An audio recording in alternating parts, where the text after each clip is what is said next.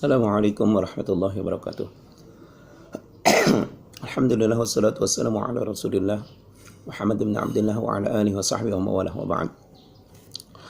Adik-adik santri yang dimuliakan Allah dan ibu-ibu jamaah majelis ta'lim binaan yang mudah-mudahan senantiasa dalam perlindungan Allah Subhanahu wa taala.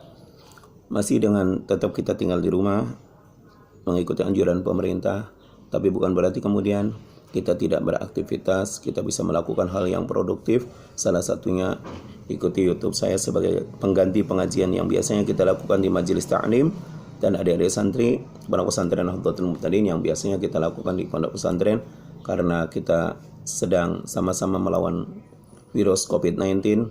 Kita tetap tinggal di rumah. Mudah-mudahan tinggal di rumah kita masuk ke dalam satu keterangan hadis baginda Rasulullah sallallahu alaihi wasallam ketika ditanyakan tentang taun, di mana Siti Aisyah radhiyallahu anhu bertanya kepada Rasulullah anit taun, tentang taun, lalu Rasulullah mengatakan itu adalah merupakan adab Allah bagi orang-orang kafir dan merupakan rahmat bagi orang mukmin. Mudah-mudahan kita tinggal di rumah dalam rangka sama-sama melawan COVID-19 ini menjadikan kita dapat pahala sama seperti pahalanya orang-orang yang mati syahid, ya. Maka tetap bersabar di rumah, kemudian tetap lakukan hal-hal yang produktif. Baik, kita lanjutkan kajian kita. Bismillahirrahmanirrahim. Faslun, utawi kila fasal fi mahiyatil ilmi, martala akan kahanane ilmu. Ya, kita akan bahas pasal tentang keadaan ilmu, wal ilmi wal fikih, lan martala akan fikih, wa fadlihi, lan keutamaane ilmu fikih. Wala Rasulullah sallallahu alaihi wasallam, wala wasngan dikasab Rasulullah sallallahu alaihi wasallam kanjeng Nabi Muhammad sallallahu alaihi wasallam. Jadi mustawu sapa kanjeng Nabi Muhammad sallallahu alaihi wasallam, talabul ilmi utawi amrih ilmu, talabul ilmi utawi goleti ilmu utawi amrih ilmu iku fardhatun fardu ala kulli muslimin ing atase saben-saben wong Islam. Wong Islam lanang wa muslimatin wong Islam wadon. I'lam ngawurwana sapa sira bi anahu sunna kelakuan iku la yuftaradu ora den fardu akan ala kulli muslimin ing atase saben-saben wong Islam lanang wa muslimatin lan wong Islam wadon apa talabu kulli ilmin amrih saben-saben ilmu, apa talabu amri kulli ilmin saben-saben ilmu. Kalau mau begitu boleh, kalau bagusnya apa talabu kulli ilmin amri saben-saben ilmu, ya. Artinya tidak semua orang Islam itu wajib mencari semua ilmu. Bal yuftaratu balik dan fardu akan alaihi ing atase saben-saben wong Islam apa talabu ilmil hali amri ilmu kang arep den lakoni, ya, ilmu hal namanya, ilmu hal. Kama yuqalu ayatene den ngandikaken afdhalul ilmi utawi utama ilmu iku ilmul hali, ilmu kang arep den lakoni, wa afdhalul amali lan utawi utama amal iku hifdzul hali, ngraksa tingkah utawa kelakuan. Wa yuftaradu lan den fardu akan alal muslimi ing atase wong Islam apa talabu ilmin amrih ilmu, apa talabu ilmi amrih, apa talabu ilmi ma, sampai situ aja. Apa talabu ilmi ma amrih ilmu ne barang ya kok kang tumiba apa ma lahu kaduwe ya si muslim, ya, fi halihi ing dalam tingkai muslim, fi ayyi halin ing dalam, fi ayyi halin kana, fi ayyi halin ing dalam endi-endine tingkah kana kang ana sapa muslim. Fa innahu, kita jelasin dulu aja. Adik-adik jamaah yang dimuliakan Allah Subhanahu wa taala, kita buka kajian kitab Ta'lim pasal yang pertama ini membahas tentang hakikat atau substansi daripada atau keadaan daripada ilmu dan fikih serta keutamaannya. Diawali dari satu hadis baginda Rasulullah sallallahu alaihi wasallam. Mu'alif kitab ini mengawalinya dengan hadis Rasulullah sebagai satu sandaran. Ini menggambarkan satu kecintaan beliau, bahwa betapa cintanya beliau kepada Allah dan kepada Rasulnya. Sehingga kalau tidak meletakkan dengan sandaran kepada Al-Quran seperti dalam pembukaan kemarin, beliau menyandarkannya kepada hadis Rasulullah sallallahu alaihi wasallam. Kata beliau, mencari ilmu itu adalah wajib. Kata Rasulullah sallallahu alaihi wasallam, beliau yang mulia sallallahu alaihi wasallam, bahwa mencari ilmu itu hukumnya wajib. ya, baik kepada orang Islam laki-laki maupun orang Islam perempuan. Maka adik-adik santri, ketika adik-adik malas-malasan nggak mau belajar, ibu-ibu majelis taklim kok malas-malasan nggak mau belajar, nggak ada ilmu yang didapatkan di rumah, maka ini sudah merupakan satu pengkhianatan atas kewajiban yang sudah Allah titahkan. Bahkan saking pentingnya ilmu, yang pertama sekali Allah turunkan dari Al-Quran akan perintah kepada Rasulullah, ini kaitannya adalah dengan ilmu, ya. Buktinya mana? Buktinya ayat yang pertama turun adalah Iqra bismi rabbikal ladzi khalaq. Ketika Allah menurunkan ayat sebelum bicara soal sholat, zakat, puasa dan haji adalah lebih dulu yang diturunkan Iqra, perintah suruh belajar. Maka belajar itu menjadi maha penting buat adik-adik santri. Ya, siapa yang meninggalkan belajar maka sedang menjemput kegelapan masa depannya. Kalau adik-adik santri nggak mendapatkan ilmu sehari, maka dia sedang meraih kegelapan di hari itu. Ya, jadi harus tetap belajar. Meskipun ada di rumah, kita harus tetap belajar. Ya, belajar dari rumah melalui YouTube kami ini. Adik-adik santri belajar kitab taklimnya. Nah, jadi di dalam redaksi hadisnya yang diambil adalah ala kulli muslimin wa muslimatin. Ini hadis ini sebagian mengatakan dhaif, ya, hadisnya dinyatakan dhaif. Nah, tetapi meskipun keadaan hadis ini dhaif, didukung oleh hadis-hadis lain yang senada, sehingga nanti bisa dhaif di dalam sanadnya, ya, tetapi nanti sahih di dalam isi hadisnya, ya. Kenapa? Karena nanti dapat dukungan dari yang lain, ya, dapat dukungan dari yang lain. Dan kalau kita lihat hadis ini cukup banyak referensi yang mendukungnya, ya. Hadis yang sepadan tetapi redaksinya berbeda, sungguh banyak pendukungnya. Mari kita coba lihat kama fi hadisin akhar, seperti di dalam hadis yang lain, ya. Berbeda maknanya, berbeda lafadznya, tetapi secara maknawi, secara maknanya, substansinya sama. Seperti kalimat thalabul ilmi faridatun ala kulli muslimin, atau utlubul ilma walau bisin, ya, fa inna thalabul ilm faridatun ala kulli muslimin, ya. Banyak ada redaksi-redaksi lain. Riwayatnya cukup banyak juga, seperti diriwayatkan oleh Imam At-Tabrani dari Sya'bi an Ibnu Abbas. Kemudian di dalam riwayat yang lain seperti diriwayatkan oleh Imam Al-Baihaqi, ya, fis sanad Ziyad bin Amir, di dalam sanad Ziyad bin Amir dari Anas bin Malik. Kemudian sanadnya Sabit dari Anas bin Malik, ya, fis sanad Sabit an Anas bin Malik. Kemudian sanad Atiyah, ya, Atiyah dari Abu Sa'id, ya. Kemudian juga Al-Bazar, ya, yang semuanya qala kullu sanadin sahih, dia katakan semua sanadnya adalah sahih. Kemudian seperti diriwayatkan oleh Imam At-Tirmidzi, ya, sehingga kemudian kama qala Suyuti, di dalam keterangan itu dijelaskan qala Suyuti, ya, qala Suyuti, telah berkata Imam As-Suyuti, kama qalahu Nawawi, sebagaimana dikatakan Imam Nawawi, ya, hadal hadis dhaifun fis sanadih, hadisnya dhaif di dalam sanadnya, tetapi sahih di dalam fi hadithi, di dalam isi hadisnya. Jadi sanadnya dhaif tapi isi hadisnya sahih. Jadi bisa itu terjadi ketika yang meriwayatkannya banyak. Sehingga dijelaskan pula menurut Imam Jamaluddin Al-Mizzi, murid daripada Imam Nawawi rahimahullah, periwayatan hadis ini cukup banyak, sampai hampir 50, ya, periwayatan hadis, ya, jalur sanadnya, sehingga posisi hadisnya, ya, posisi hadisnya naik, ya, naik menjadi hadis hasan, dari dhaif naik satu tingkat menjadi hadis hasan. Kemudian di dalam penjelasan yang lain menurut Ibnu Katsir, bahwa, ya, dalam karyanya Ibnu Katsir, pendapatnya Ibnu Katsir, dia mengemukakan jumhur ulama mengatakan berhujjah kepada hadis hasan itu sama dengan berhujjah kepada hadis yang sahih. Nah, jadi ini bisa dijadikan sandaran yang kuat untuk tetap kita mencari ilmu. Adik-adik, tidak ada alasan untuk kita tidak mencari ilmu. Harus tetap mencari ilmu, ya. Adapun sandarannya hadisnya dhaif, tadi keterangannya sudah cukup mendukung kita untuk menjadikan satu keyakinan bulat bahwa mencari ilmu itu menjadi penting. Selain kepada hadis ini juga Al-Quran sudah memerintahkan dengan satu sinyalemen pernyataan Allah bahwa Allah mengangkat derajat orang-orang yang berilmu dan amal. Yarfa'illahu alladhina amanu minkum walladhina utul ilma darajat. Lah kalau Allah saja sudah mendukung, kalau hadis Nabi sudah memerintah, lalu alasan apa lagi yang kurang menguatkan kita untuk tetap belajar? Nah jadi padahal ini jalan-jalan kemuliaan. Oke. Kita lanjutkan kembali. I'lam bi annahu la yuftaradu 'ala kulli muslimin wa muslimatin talabu kulli ilmin bal yuftaradu 'alaihi talabu 'ilmil hal.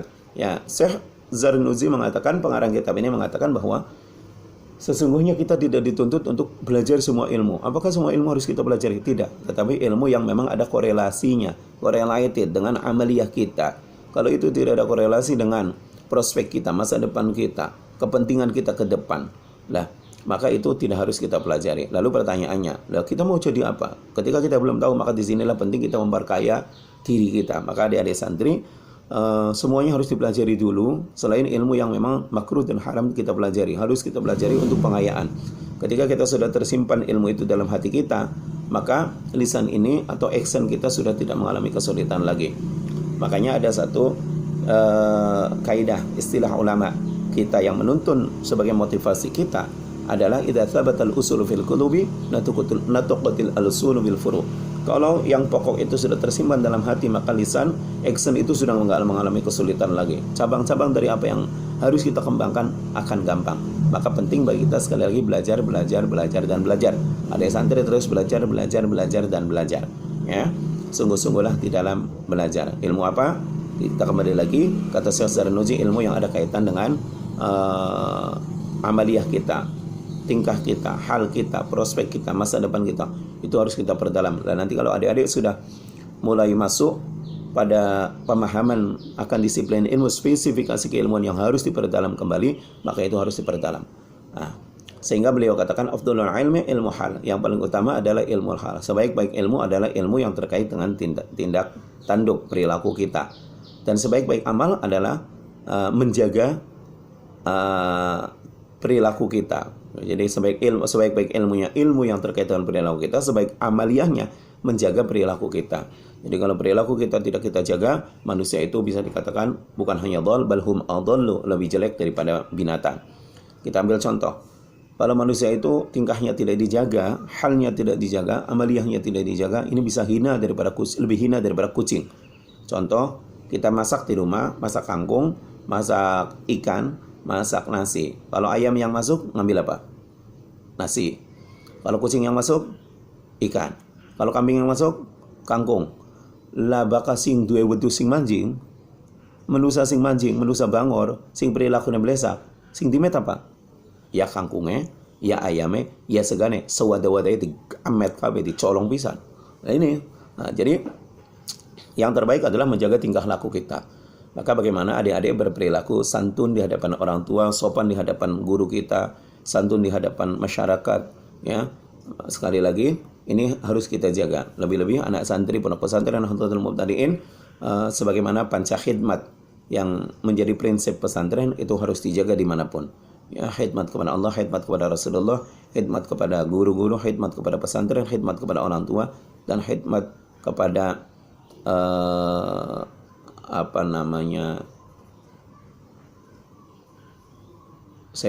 khidmat kepada Allah, khidmat kepada Rasulullah, khidmat kepada orang tua, khidmat kepada pesantren, khidmat kepada guru. Nah, itu panca khidmat itu harus dijaga. Maka di rumah tolong jaga kehormatan pesantren, tolong jaga kehormatan guru-guru, dan juga kehormatan Allah, Rasul, dan para orang tua kita. Baik. Bismillahirrahmanirrahim. Fa'innahu, apa alasannya? Fa'innahu makasuhnya kelakuan la buddha, ora kena ora, lahu kadoya si muslim, minas sholati saking sholat, fayuftarudu makadan fardu ala kana alaihi ngatas si muslim, apa ilmu ma ngarateni ngawerui ma barang ya kau kang tumi ba apa ma, lahu kadoya si muslim fi sholati ing dalam sholatnya muslim, biqadri maklawan sekiranya barang yu addi kang nakani sapa muslim bihi kelawan ma. Fardhu salati ing keparduane salat, wa yajibulan wajib alaihi ngatasi si muslim apa ilmu mangawerui barang ya kau kang tume ngawerui boleh ngarteni boleh ya kau kang tume kang yaqo kang tumiba lahu kadu ya si muslim bi qadri ma kelawan kira-kirane barang yuaddi kang nekani sapa muslim bihi kelawan ma al wajib ing wajib. Penjelasannya begini. Umpamanya kita diwajibkan sholat, maka kalau kita diwajibkan sholat, maka tidak boleh tidak kita harus belajar semua hal yang terkait dengan sholat. Ya, yang terkait dengan sholat apa? Ya wudunya. Kenapa? Karena sholat tidak sah kecuali dengan wudu. La sholata liman la wudu ala. Lah, lalu bagaimana wudunya? Ya wudunya kita harus pelajari ilmunya. Bahwa di dalam wudu ada masaha, ada ghazala, ada membasuh, ada mengusap. Kemudian bagaimana cara membasuhnya? Apa yang dimaksud dengan membasuh? Apa yang dimaksud dengan mengusap? Kemudian membasuhnya dari mana? Ya, dari tangan sampai marofik, sampai sikut. Ya, ada kalimat ila namanya harful ghaya. Ya, fagsilu wujuhakum wa aydiyakum ilal marafiq, tangan sampai ke sikut. Maka dari mana? Ya dari sini ke sini. Jangan dibalik dari sini ke sini. Nah, ini kan butuh ilmu. Maka semua yang terkait dengan sholat, ilmu yang terkait dengan sholat, tentang najis, syaratnya harus suci dari najis. Lalu najisnya harus kita pelajari. Ya, macam-macam najisnya, bagaimana cara menghilangkannya. Lalu ada lagi menutup aurat. Batasan mana aurat orang dalam sholat? Ya, kalau laki-laki auratnya bagaimana? Kalau perempuan auratnya bagaimana? Nah, ini semua harus dipelajari. Semua yang terkait dengan sholat, umpamanya karena sholat adalah fardu, maka semua yang terkait dengan sholat, maka ini harus dipelajari semua. Ya, ini. Jadi, inilah pentingnya kita untuk mengaji terus, bahwa untuk keabsahan satu amaliyah kita. Ya, jadi sebatas itu menjadi satu tuntutan kewajiban, kata Syekh Zarnuzi, maka semua jembatan jalan yang bisa menghantarkan kepada sahnya, afsahnya, keabsahan atau kesahan dari amaliyah kita, itu harus kita pelajari. Ya, harus kita pelajari, termasuk sampai kepada jalan-jalannya. Ya, artinya jalan untuk bisa sempurnanya itu kayak tadi salat harus suci, berarti bersucinya dengan wudu. Bagaimana kalau nggak ada airnya? Berarti tayamum. Nah, itu harus dipelajari. Ya, wudunya yang harus dipelajari, tayamumnya harus dipelajari. Kemudian airnya yang harus digunakan air yang bagaimana? Airnya ada macam-macam. Ya, ada air yang suci dan mensucikan, suci tidak mensucikan, ada yang makruh dan seterusnya. Itu juga harus dipelajari. Kemudian jenis-jenis airnya, ada air hujan, air sumur dan lain sebagainya. Harus kita pelajari semua yang terkait dengan sholat, jalan yang bisa menjadikan sholat kita sah, itu harus kita pelajari juga. Coba kita lihat apa alasannya. Li'anna makrana satu hunai barang. Ya tawassalu kang dadi lantaran. Ya, kang dadi lantaran. Sapa muslim bihi kelawan ma ila iqamatil fardi maring ngadege fardu iku yakunu ana apa ma iku fardu ya, iku fardu wa malan barang ya tawassalu kang dadi pelantaran sapa muslimihi kelawan ma ya tawassalu kang dadi wasilah, bisa diartikan kang dadi wasilah, jembatan lah, kang jadi jembatan atau lantaran atau dedalan boleh bihi kelawan ma ila iqamatil wajibi maring nindakaken perkara kang wajib ila iqamatil wajibi maring nindakaken perkara kang wajib ila iqamati ila maring iqamati nindakaken atau jumenenge al wajibi kang wajib ya ila iqamatil wajibi. Kalau mau disambungkan supaya mudah dipahami boleh ila iqamatil wajibi maring nindakaken perkara kang wajib yakunu iku ana apa ma wajiban iku wajib. Ya, jadi di dalam kaidah ilmu ushul fikih, adik-adik santri, nanti kalau kita belajar ilmu ushul fikih, kalau sholatnya wajib, maka apa yang bisa menghantarkan kita pada terselesaikannya kewajiban seperti wudu, maka wajib juga belajar wudu. Ya, kalau syarat sahnya sholat itu harus suci, ya, suci badan, suci pakaian, suci tempat, lalu kemudian dari apa? Dari hadas, dari najis, maka kita wajib belajar ilmu tentang bagaimana mensucikan hadas dan najis itu. Maka kita wajib juga belajar ilmu tentang najis. Pokoknya apa saja yang bisa menghantarkan kita pada tercapainya satu tujuan, maka hanya dengan sesuatu itu maka wajib kita mempelajarinya. Orang haji wajib. Lalu kemudian harus pakai kapal, harus pakai perahu, maka belajar ilmu perahunya, bikin perahunya wajib. Nah, namanya kita untuk nyebrang ke sungai, untuk belajar ngaji nyebrang sungai, maka bikin jembatannya ya wajib. Ya, bikin perahu untuk menyeberangkan kitanya wajib. Jadi jembatan apapun atau wasilah apapun, jembatan apapun yang bisa menghantarkan kita pada kewajiban, maka hukumnya wajib. Nah, kalau Abdul Wahab Khalaf di dalam ilmu ushul fikih mengatakan lil wasail hukmul maqasid, atau kaidah ulama mengatakan lil wasail hukmul maqasid. Jadi wasilah itu, jembatan itu menjadi hukumnya sama dengan inti daripada sesuatu itu. Ya, kalau sesuatunya wajib maka jembatan yang menghantarkan ke arah itu adalah wajib juga. Ya, kalau sesuatunya sunnah maka membuat jembatannya sunnah atau membuat jalan itunya sunnah. Jadi kita umpamanya baca Al-Quran hukumnya sunnah.